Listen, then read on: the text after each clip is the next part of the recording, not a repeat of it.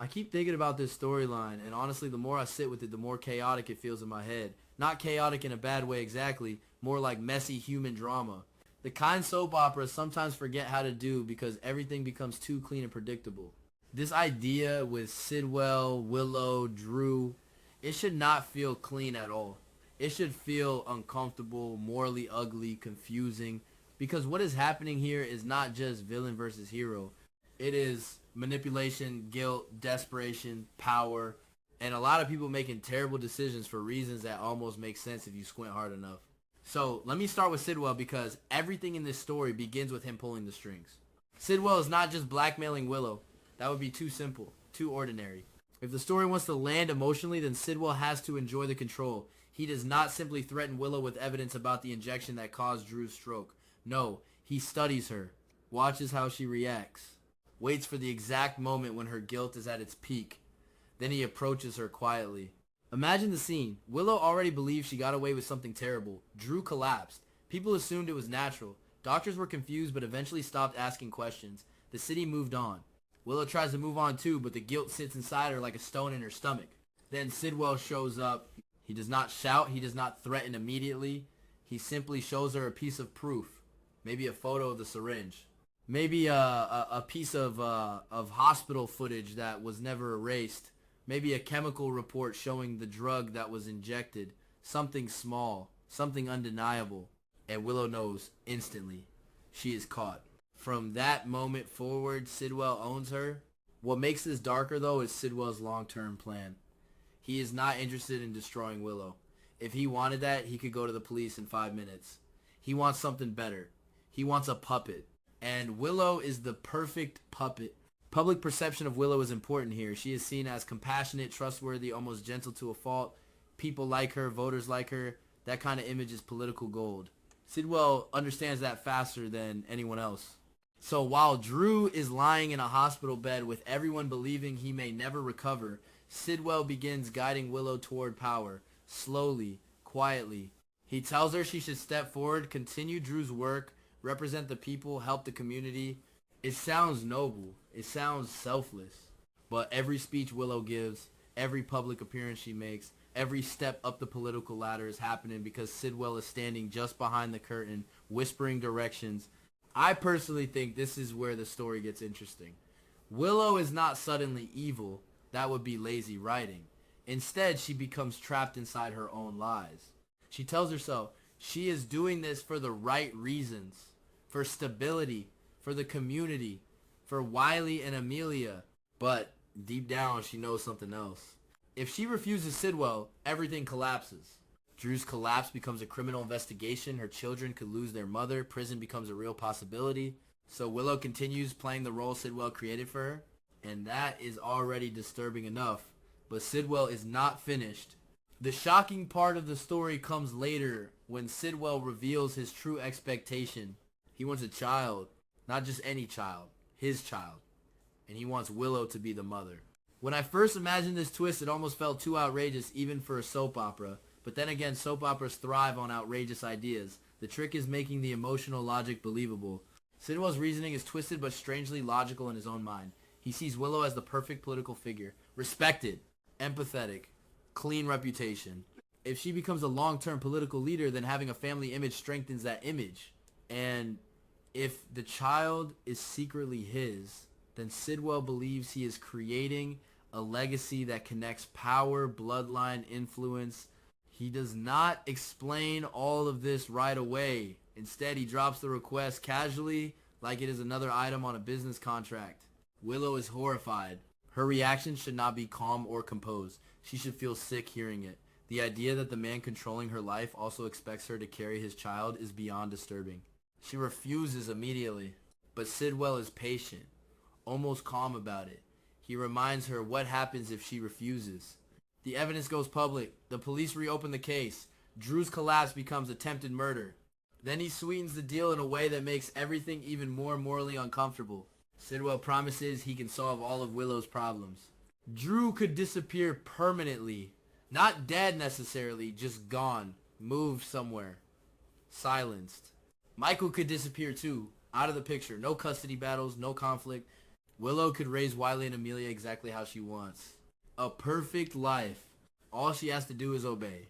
This is where Willow's internal conflict becomes the heart of the story. Because she is not just choosing between right and wrong anymore. She is choosing between survival and destruction. And people in desperate situations make terrible choices. Eventually she agrees, not because she wants to, because she believes she has no choice. That moment should feel tragic, not romantic, not dramatic, in a glamorous way, just sad.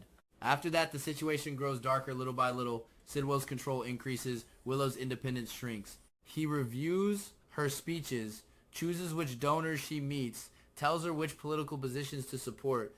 Even in public appearances, he watches her reactions carefully, like a handler watching an asset. Willow slowly realizes something terrifying. She is no longer living her own life. She is performing a role written by someone else. Then comes the pregnancy. When Willow discovers she is pregnant, it should not feel like a celebration. It should feel like panic mixed with dread, because this pregnancy is proof that Sidwell's influence has gone too far. And yet, she cannot tell anyone. Publicly, the story might become something completely different. Maybe rumors that the child belongs to someone else. Maybe vague explanations about a new relationship. But privately, Willow understands the truth. She is carrying the child of the man who controls her freedom.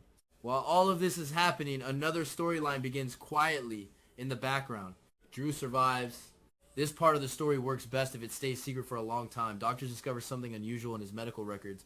Maybe the drug in his system does not match the official explanation of his stroke. One doctor becomes suspicious, another helps move Drew somewhere safe while he recovers. The public believes Drew is gone, maybe even dead eventually. But in reality, he is recovering slowly and painfully. Memory returning in fragments. Physical strength coming back piece by piece. And eventually the memories become clear enough for him to realize what happened. He remembers Willow. He remembers the injection. He remembers the moment everything went dark. That realization alone would be devastating, but the story becomes even more explosive when Drew begins investigating quietly. He learns about Willow's political rise. He sees her becoming more powerful, more visible. At first he might think she simply moved on with life after his illness. Then the darker connections appear. Financial ties, political deals, Sidwell appearing behind the scenes again and again. Eventually Drew understands the truth. Willow is working with Sidwell, and when he learns she is pregnant, the final piece of the puzzle falls into place. The betrayal becomes personal and political at the same time. Drew could rush back immediately and accuse them both, but that would be too easy. Instead, he waits, collects proof, records conversations, builds a case. Because if he is going to expose them, he wants it to destroy everything. The climax of this storyline should happen at a major public event, something big. A press conference or political announcement where Willow stands in front of cameras and supporters celebrating her success. She begins speaking confidently, talking about leadership and responsibility in the future. Then the doors open and Drew walks in. For a moment, nobody even understands what they are seeing, because the man everyone believed was gone is suddenly standing in the room alive. Willow's reaction would say everything. Shock, fear, maybe even guilt flashing across her face. Drew interrupts the event, not loudly at first, just calmly explaining the truth. He reveals that his stroke was not natural. It was caused by an injection. He reveals who gave that injection. He reveals that Sidwell has been manipulating the entire situation. And then comes the final devastating revelation. Willow is pregnant with Sidwell's child. At that point, the political stage collapses into chaos. Reporters shouting questions, supporters looking confused, security trying to control the room. But the damage is already done. Investigations begin immediately. The evidence Drew collected confirms the conspiracy. Sidwell's arrested.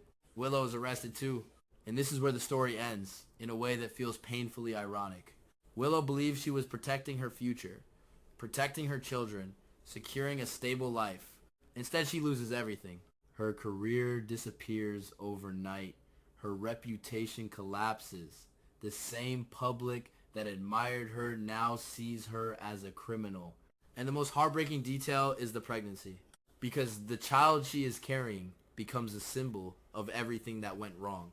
If the writers really want to push the tragedy, they could show Willow in prison later, waiting for the birth of that child, alone with her thoughts, realizing how every decision she made slowly built the prison around her.